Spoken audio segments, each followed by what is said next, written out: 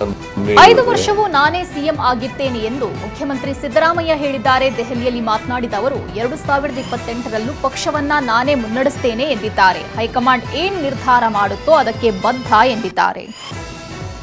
ಅಧಿಕಾರ ಹಂಚಿಕೆ ಬಗ್ಗೆ ಯಾವ ಚರ್ಚೆಯೂ ಆಗಿಲ್ಲ ಎಂದು ಸಿಎಂ ಸಿದ್ದರಾಮಯ್ಯ ಹೇಳಿದ್ದಾರೆ. ದೆಹಲಿಯಲ್ಲಿ ಮಾತನಾಡಿದ ಅವರು ಕೆಲ ಶಾಸಕರು ಡಿಕೆ ಶಿವಕುಮಾರ್ ಬೆಂಬಲಿಸುತ್ತಿದ್ದಾರೆ. ಆದರೆ ಹೆಚ್ಚಿನ ಶಾಸಕರೇನು ಡಿಸಿಎಂ ಡಿಕೆ ಬೆಂಬಲಿಸಿಲ್ಲ. ಡಿಕೆ ಶಿವಕುಮಾರ್ ಕೂಡ ಸಿಎಂ ಬದಲಾಗ್ಲಿ ಅಂತ ಹೇಳಿಕೆ ನೀಡಿಲ್ಲ ಅಂತ ತಿಳಿಸಿದ್ದಾರೆ. ಪವರ್ ಶೇರಿಂಗ್ ಬಗ್ಗೆ ಹೈಕಮಾಂಡ್ ನಿರ್ಧಾರ ಕೈಗೊಳ್ಳುತ್ತೆ ಎಂದು ಸಿಎಂ ಸಿದ್ದರಾಮಯ್ಯ ಹೇಳಿದ್ದಾರೆ. ಡಿಸಿಎಂ ಡಿಕೆಶಿಗೂ ಹೈಕಮಾಂಡ್ ಹೇಳಿದ್ದಾರೆ. 2.5 ವರ್ಷ ಆಗಿರೋದ್ರಿಂದ ಸ್ವಾಭಾವಿಕವಾಗಿ ಚರ್ಚೆ, ಕುರ್ಚಿ ಬಗ್ಗೆ ಇದೀಗ ಸ್ವಾಭಾವಿಕ ಚರ್ಚೆ ಆಗ್ತಿದೆ ಎಂದಿದ್ದಾರೆ. ಮುಖ್ಯಮಂತ್ರಿ ಬದಲಾವಣೆ ಬಗ್ಗೆ ಮಲ್ಲಿಕಾರ್ಜುನ್ ಖರ್ಗೆ ಹಾಗೂ ರಾಹುಲ್ ಗಾಂಧಿ ಹೇಳಬೇಕು, ಹೈಕಮಾಂಡ್ ನಾಯಕರು ಹೇಳಿದ್ರೆ ಅಂತಿಮ ಎಂದು ಸಿಎಂ ಸಿದ್ದರಾಮಯ್ಯ ಹೇಳಿದ್ದಾರೆ. ಯಾರೋ ಹೇಳಿಕೆ ಕೊಟ್ರೆ ಅದು ಅಂತಿಮ ಅಲ್ಲ, ಸುರ್ಜೇವಾಲಾ ಕೂಡ ಬದಲಾವಣೆ ಇಲ್ಲ ಅಂದಿದ್ದಾರೆ ಎಂದು ಹೇಳಿದ್ದಾರೆ. ಶಾಸಕರ ವೋಟಿಂಗ್ ಆಧಾರದ ಮೇಲೆ ಸಿಎಂ ಆಯ್ಕೆ ನಡೆಯಲಿದೆ ಎಂದು ಸಚಿವ ಸತೀಶ್ ಜಾರಕಿಹೊಳಿ ಹೇಳಿದ್ದಾರೆ. ಸದ್ಯಕ್ಕೆ ಸಿದ್ದರಾಮಯ್ಯ ಸಿಎಂ ಆಗಿ ಆಯ್ಕೆಯಾಗಿದ್ದಾರೆ. ಇದೇ ಆಧಾರದ ಮೇಲೆ ಸಿಎಂ ಮಾತನಾಡಿದ್ದಾರೆ ಎಂದಿದ್ದಾರೆ. ಕೆಲವರು ಡಿಕೆಶಿ ಸಿಎಂ ಆಗಬೇಕೆಂದು ಹಿತೈಷಿಗಳು ಹೇಳ್ತಾರೆ, ಅದು ತಪ್ಪೇನಿಲ್ಲ. ಆದರೆ ಸಿಎಂ ಕುರ್ಚಿ ಖಾಲಿ ಇಲ್ಲ ಎಂದು ಆಹಾರ ಸಚಿವ ಕೆಎಚ್ ಮುನಿಯಪ್ಪ ಹೇಳಿದ್ದಾರೆ. ಕೋಲಾರದಲ್ಲಿ ಮಾತನಾಡಿದ ಅವರು ಸಿಎಂ ಆಗಿ ಸಿದ್ದರಾಮಯ್ಯ ಅವರೇ ಮುಂದುವರಿತಾರೆ. ಸೆಪ್ಟೆಂಬರ್ ಕ್ರಾಂತಿ ಬಗ್ಗೆ ಸಚಿವ ರಾಜಣ್ಣ ಅವರನ್ನೇ ಕೇಳಬೇಕು ಎಂದಿದ್ದಾರೆ. ಕಾಂಗ್ರೆಸ್ನಲ್ಲಿ ನಾಯಕತ್ವ ಬದಲಾವಣೆ ಚರ್ಚೆ ವಿಚಾರಕ್ಕೆ ಗೃಹ ಸಚಿವ ಡಾಕ್ಟರ್ ಜಿ ಪರಮೇಶ್ವರ್ ಪ್ರತಿಕ್ರಿಯಿಸಿದ್ದಾರೆ. ನನಗೆ ಡ್ರಾಮಾ ಕಂಪನಿ ಓಪನ್ ಮಾಡೋಕೆ ಇಷ್ಟ ಇಲ್ಲ. ಸರ್ಕಾರದಲ್ಲಿ ಆಡಳಿತ ಚೆನ್ನಾಗಿಯೇ ನಡೀತಿದೆ. ಸಿದ್ದರಾಮಯ್ಯ ಸರಿಯಾಗಿ ಆಡಳಿತ ಮಾಡ್ತಿದ್ದಾರೆ ಎಂದಿದ್ದಾರೆ. ಸಂದರ್ಭ ಬಂದಾಗ ಹೈಕಮಾಂಡ್ ಎಲ್ಲವನ್ನ ನಿರ್ಧಾರ ಮಾಡುತ್ತೆ ಎಂದು ಗೃಹ ಸಚಿವ ಡಾಕ್ಟರ್ ಜಿ ಪರಮೇಶ್ವರ್ ಹೇಳಿದ್ದಾರೆ. ಹೈಕಮಾಂಡ್ ಎಲ್ಲವನ್ನೂ ಗಮನಿಸುತ್ತೆ. ಸಂದರ್ಭದಲ್ಲಿ ಮಾತನಾಡೋದು ಹೈಕಮಾಂಡ್ಗೆ ಗೊತ್ತಿದೆ. ಏನೇ ನಿರ್ಧಾರ ಆದರೂ ಪಕ್ಷದ ಅಧ್ಯಕ್ಷರು ಮಾತನಾಡ್ತಾರೆ ಎಂದು ತಿಳಿಸಿದ್ದಾರೆ. ಇನ್ನು ತಂದೆ ಸಿದ್ದರಾಮಯ್ಯ 5 ವರ್ಷ ಸಿಎಂ ಆಗಿರ್ತಾರೆ ಎಂದು ವಿಧಾನ ಪರಿಷತ್ ಸದಸ್ಯ ಡಾಕ್ಟರ್ ಯತೀಂದ್ರ ವಿಶ್ವಾಸ ವ್ಯಕ್ತಪಡಿಸಿದ್ದಾರೆ. ಸರ್ಕಾರ ಬಂದಾಗಿನಿಂದ ಸಿಎಂ ಬದಲಾಗ್ತಾರೆ ಅಂತಿದ್ದಾರೆ. ಎಐಸಿಸಿ ಕಾರ್ಯದರ್ಶಿಯೇ ಬದಲಾಗಲ್ಲ ಎಂದಿದ್ದಾರೆ. ನನ್ನ ಪ್ರಕಾರ ತಂದೆ ಸಿದ್ದರಾಮಯ್ಯ 5 ವರ್ಷ ಸಿಎಂ ಆಗಿರ್ತಾರೆ ಎಂದಿದ್ದಾರೆ. ಈ ಅವಧಿಯಲ್ಲೇ ಡಿಕೆ ಶಿವಕುಮಾರ್ ಸಿಎಂ ಆಗ್ತಾರೆ ಎಂದು ಕಾಡು ಸಿದ್ದೇಶ್ವರ ಮಠದ ನೊಣವಿನಕೆರೆ ಶಿವಯೋಗೀಶ್ವರ ಶ್ರೀ ಭವಿಷ್ಯ ನುಡಿದಿದ್ದಾರೆ. ಶ್ರೀಮಠದ ರೈತರು ಹಾಗೂ ಜನರ ಸಂಕಲ್ಪದ ಮೇರೆಗೆ ಡಿಕೆ ಶಿವಕುಮಾರ್ ಅಧಿಕಾರ ಸ್ವೀಕಾರ ಮಾಡ್ತಾರೆ. ರಾಜ್ಯ ಸರ್ಕಾರದ ಕೆಲಸದಲ್ಲಿ ಡಿಕೆ ಮುಂದಿದ್ದಾರೆ ಎಂದಿದ್ದಾರೆ. ದೆಹಲಿಯಲ್ಲಿ ವಾಸ್ತವ್ಯ ಹೂಡಿರೋ ಸಿಎಂ ಡಿಸಿಎಂ ಇಂದು ರಾಜ್ಯ ಕಾಂಗ್ರೆಸ್ ಉಸ್ತುವಾರಿ ರಣದೀಪ್ ಸುರ್ಜೇವಾಲಾ ಅವರನ್ನ ಭೇಟಿ ಮಾಡಲಿದ್ದಾರೆ. ಸಂಜೆ 6 ಗಂಟೆಗೆ ಹೈಕಮಾಂಡ್ ಜೊತೆ ಸಭೆ ನಿಗದಿಯಾಗಿದೆ. ಖಾಲಿ ಇರುವ 4 ಎಂಎಲ್ಸಿ ಸ್ಥಾನಗಳು, ನಿಗಮ ಮಂಡಳಿ ಅಧ್ಯಕ್ಷ, ಸದಸ್ಯರ ನೇಮಕಾತಿ ಸಂಬಂಧ ಸಭೆಯಲ್ಲಿ ಚರ್ಚೆ ಮಾಡುವ ಸಾಧ್ಯತೆ ಇದೆ.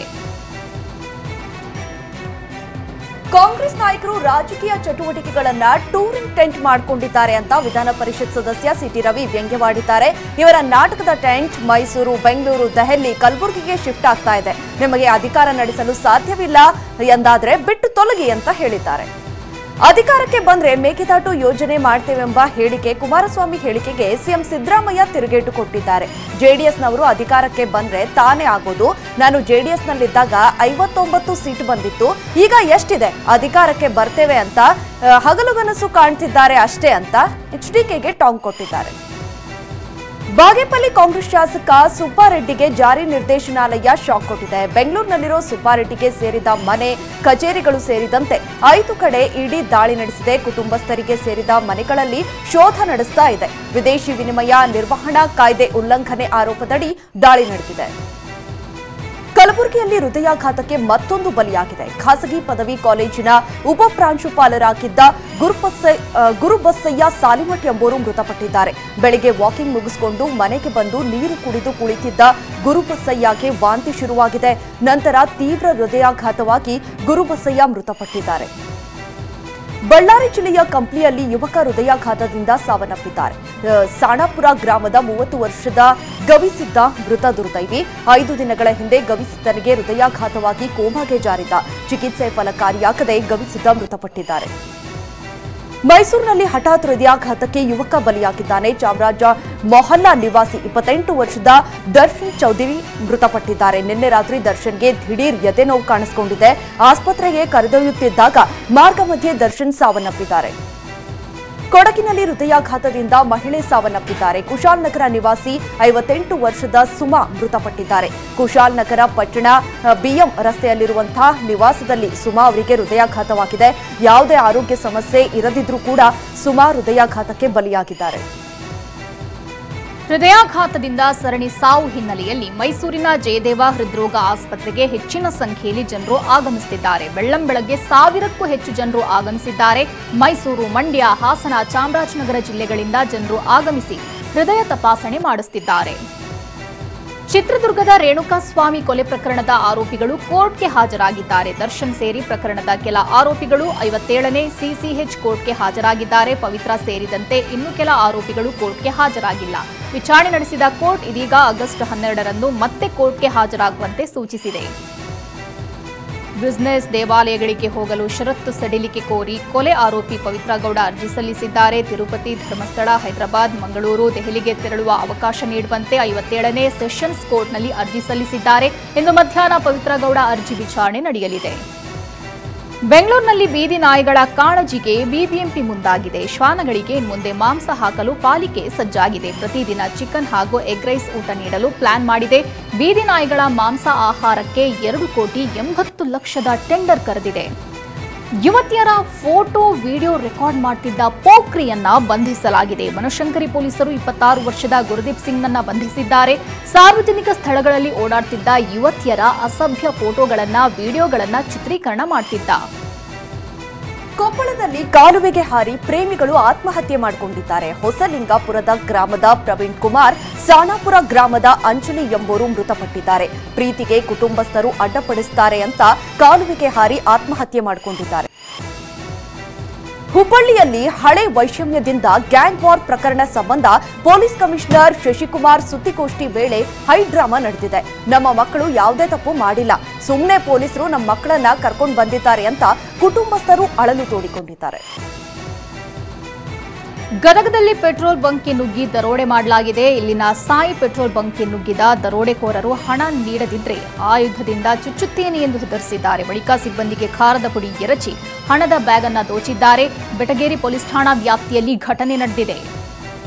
ಚಿಕ್ಕಮಗಳೂರಲ್ಲಿ ಹಬ್ಬದ ಖರ್ಚಿಗೆ ಹಣವಿಲ್ಲ ಎಂದು 3 ಸರಗಳ್ಳತನ ಮಾಡಿದ್ದಾರೆ. ಪಲ್ಸರ್ ಬೈಕ್ ಬಳಸಿ 3 ಗ್ಯಾಂಗ್ ಒಂದೇ ದಿನ 3 ಮಹಿಳೆಯರ ಮಾಂಗಲ್ಯ ಸರ ಎಗರಿಸಿದ್ದಾರೆ. ಕಳ್ಳತನ ಮಾಡುವುದು ಹೇಗೆ ಎಂದು ಗೂಗಲ್ನಲ್ಲಿ ಸರ್ಚ್ ಮಾಡಿದ್ರು. ರಾಯಚೂರಿನ ರಿಮ್ಸ್ ಆಸ್ಪತ್ರೆಯಲ್ಲಿ ಶಿಶು ಕಳ್ಳತನ ಶಂಕೆ ಮೇಲೆ ಸೀರೆಯಿಟ್ಟು ಓಡಾಡುತ್ತಿದ್ದ ವ್ಯಕ್ತಿಯನ್ನ ಬಂಧಿಸಲಾಗಿದೆ. 32 ವರ್ಷದ ಶರಣ್ಣ ಎಂಬಾತನನ್ನ ನಗರದ ಮಾರ್ಕೆಟ್ ಯಾರ್ಡ್ ಪೊಲೀಸರು ಬಂಧಿಸಿದ್ದಾರೆ. ಮಂಡ್ಯ ಜಿಲ್ಲೆಯ ಮದ್ದೂರಿನಲ್ಲಿ 3 ಚಿರತೆ ಮರಿಗಳು ಪತ್ತೆಯಾಗಿದೆ. ಅಣ್ಣೂರು ಗ್ರಾಮದ ರೈತ ಚೆನ್ನಮದೇಗೌಡ ಜಮೀನಿನಲ್ಲಿ ಕಬ್ಬು ಕಟಾವು ವೇಳೆ ಚಿರತೆಗಳು ಪತ್ತೆಯಾಗಿವೆ. ಅರಣ್ಯ ಸಿಬ್ಬಂದಿ ಚಿರತೆ ಮರಿಗಳನ್ನು ರಕ್ಷಿಸಿದ್ದಾರೆ. ಕೋಲಾರ ಜಿಲ್ಲೆಯ ಬಂಗಾರಪೇಟೆಯಲ್ಲಿ ಜೆಡಿಎಸ್ ಸದಸ್ಯತ್ವ ಅಭಿಯಾನ ನಡೆಯಿತು. ಜೆಡಿಎಸ್ ಯುವ ಘಟಕದ ರಾಜ್ಯಾಧ್ಯಕ್ಷ ನಿಖಿಲ್ ಕುಮಾರಸ್ವಾಮಿ ಮೊದಲು ನಾಡಪ್ರಭು ಕೆಂಪೇಗೌಡ ಪ್ರತಿಮೆಗೆ ಮಾಲಾರ್ಪಣೆ ಮಾಡಿದ್ದಾರೆ. ನಂತರ ಬೈಕ್ ರ್ಯಾಲಿಯಲ್ಲಿ ಪಾಲ್ಗೊಂಡಿದ್ದಾರೆ. ಹಾಗೆ ಎತ್ತಿನಗಾಡಿ ಮೂಲಕ ಪ್ರಮುಖ ರಸ್ತೆಯಲ್ಲಿ ನಿಖಿಲ್ ಕುಮಾರಸ್ವಾಮಿ ಮೆರವಣಿಗೆ ನಡೆಯಿತು. ಆರ್ಆರ್ ಕನ್ವೆನ್ಷನಲ್ ಹಾಲ್ನಲ್ಲಿ ನಡೆದ ಜೆಡಿಎಸ್ ಸದಸ್ಯತ್ವ ಅಭಿಯಾನ ಕಾರ್ಯಕ್ರಮಕ್ಕೆ ನಿಖಿಲ್ ಚಾಲನೆ ನೀಡಿದರು.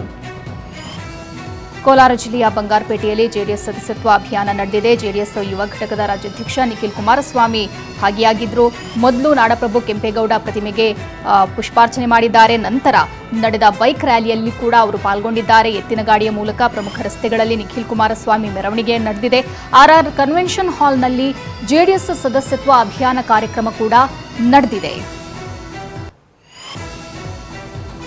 ಬೆಂಗಳೂರಿನ ಮೈಸೂರು ರಸ್ತೆಯಲ್ಲಿರೋ ಗಾಳಿಯ ಆಂಜನೇಯ ಸ್ವಾಮಿ ದೇವಾಲಯ ಅಧಿಕೃತವಾಗಿ ಮುಜರಾಯಿ ಇಲಾಖೆ ಸುಪರ್ದಿಗೆ ಬಂದಿದೆ.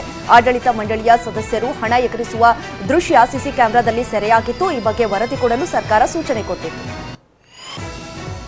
ಮಹಾರಾಷ್ಟ್ರದ ಪಶ್ಚಿಮ ಘಟ್ಟ ಪ್ರದೇಶದಲ್ಲಿ ಮಳೆ ಆಗ್ತಿರೋದ್ರಿಂದ ಬೆಳಗಾವಿಯ ಹುಕ್ಕೇರಿ ತಾಲೂಕಿನ ಹಿಡಕಲ್ ಜಲಾಶಯದಿಂದ ನೀರು ಬಿಡುಗಡೆ ಮಾಡಲಾಗಿದೆ. 5,000 ಕ್ಯೂಸೆಕ್ ನೀರು ಬಿಡುಗಡೆ ಮಾಡಲಾಗಿದೆ.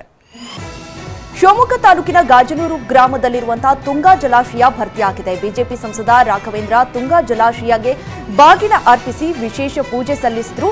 ಶಾಸಕರಾದ ಅರಗ ಜ್ಞಾನೇಂದ್ರ, ಚನ್ನಬಸಪ್ಪ, ಎಂಎಲ್ಸಿ ಡಿಎಸ್ ಅರುಣ್ ಉಪಸ್ಥಿತರಿದ್ದರು. ಉತ್ತರ ಕನ್ನಡ ಜಿಲ್ಲೆಯಲ್ಲಿ ಮತ್ತೆ ಮಳೆಯ ಆರ್ಭಟ ಶುರುವಾಗಿದೆ. ಶಿರಸಿಯ ಗುಡ್ನಾಪುರ ಗ್ರಾಮದ ಬಂಗಾರೇಶ್ವರ ದೇವಸ್ಥಾನ ಮಳೆಯಿಂದ ಜಲಾವೃತಗೊಂಡಿದೆ. ಇತಿಹಾಸದಲ್ಲೇ ಮೊದಲ ಬಾರಿಗೆ ಜುಲೈನಿಂದ ದೇವಸ್ಥಾನ ಜಲಾವೃತಗೊಂಡಿದೆ. ಜುಲೈನಲ್ಲಿ ಈ ದೇಗುಲ ಜಲಾವೃತಗೊಂಡ್ರೆ ಉತ್ತಮ ಮಳೆ ಎಂಬ ನಂಬಿಕೆ ಇಲ್ಲಿನ ಜನರಲ್ಲಿದೆ. ದೆಹಲಿಯಲ್ಲಿ ಧಾರಾಕಾರ ಮಳೆಯಾಗಿದೆ. ರಸ್ತೆಗಳು ನೀರಲ್ಲಿ ಮುಚ್ಚಿ ಹೋಗಿ ವಾಹನ ಸವಾರರು ಪರದಾಡಿದ್ದಾರೆ. ಅಂಡರ್ ಪಾಸ್ಗಳಲ್ಲಿ ನೀರು ನಿಂತು ಜನರು ಹೈರಾಣಾಗಿದ್ದಾರೆ. ಹರಿಯಾಣದ ಗುರುಗ್ರಾಮ್ನಲ್ಲಿ ಮಳೆ ಆರ್ಭಟಕ್ಕೆ ಜನರು ತತ್ತರಿಸಿ ಹೋಗಿದ್ದಾರೆ. ಸುಭಾಷ್ ಚೌಕ್ನಲ್ಲಿ ಮಳೆಗೆ ಅಲ್ಲೋಲ ಕಲ್ಲೋಲೆ ಸೃಷ್ಟಿಯಾಗಿದೆ. ಟ್ರಾಫಿಕ್ ಜಾಮ್ ಆಗಿ ವಾಹನ ಸವಾರರು ಹೈರಾಣಾಗಿದ್ದಾರೆ.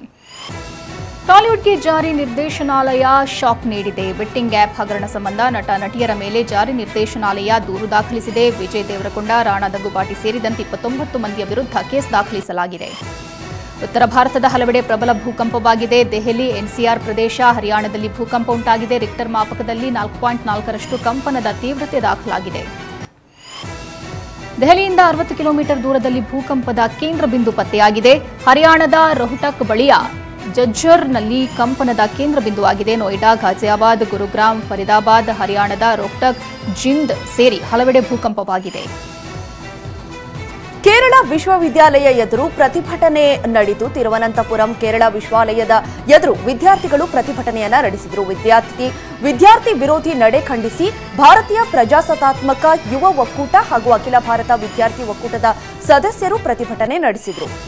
ಗುಜರಾತ್ನ ವಡೋದರಾದಲ್ಲಿ ಸಂಭವಿಸಿದ ಸೇತುವೆ ದುರಂತದಲ್ಲಿ ಸತ್ತವರ ಸಂಖ್ಯೆ 14ಕ್ಕೆ ಏರಿಕೆಯಾಗಿದೆ. 6 ಮಂದಿ ನಾಪತ್ತೆಯಾಗಿದ್ದು ಶೋಧ ಕಾರ್ಯ ನಡೀತಾ ಇದೆ. ದೇಶದೆಲ್ಲೆಡೆ ಗುರು ಪೂರ್ಣಿಮೆಯನ್ನ ಶ್ರದ್ಧಾಭಕ್ತಿಯಿಂದ ಆಚರಿಸಲಾಗ್ತಾ ಇದೆ. ಮಹಾರಾಷ್ಟ್ರದ ಶಿರಡಿ ಸಾಯಿಬಾಬಾ ದೇವಾಲಯಕ್ಕೆ ಭಕ್ತ ಸಾಗರವೇ ಹರಿದು ಬರ್ತಾ ಇದೆ. ಮೈಸೂರಿನಲ್ಲಿ ಪ್ರಸಾದಕ್ಕಾಗಿ ನೂಕು ನುಗ್ಗಲು ಉಂಟಾದ ಘಟನೆ ನಡೆದಿದೆ. ಇಂದು ಗುರುಪೂರ್ಣಿಮೆ ಹಿನ್ನೆಲೆಯಲ್ಲಿ ನಾರಾಯಣಶಾಸ್ತ್ರಿ ರಸ್ತೆಯ ಸುಬ್ಬರಾಯ ಕೆರೆ ಶ್ರೀ ರಾಘವೇಂದ್ರ ಸ್ವಾಮಿ ಮಠಕ್ಕೆ ಸಾಕಷ್ಟು ಭಕ್ತರು ಆಗಮಿಸಿದ್ರು.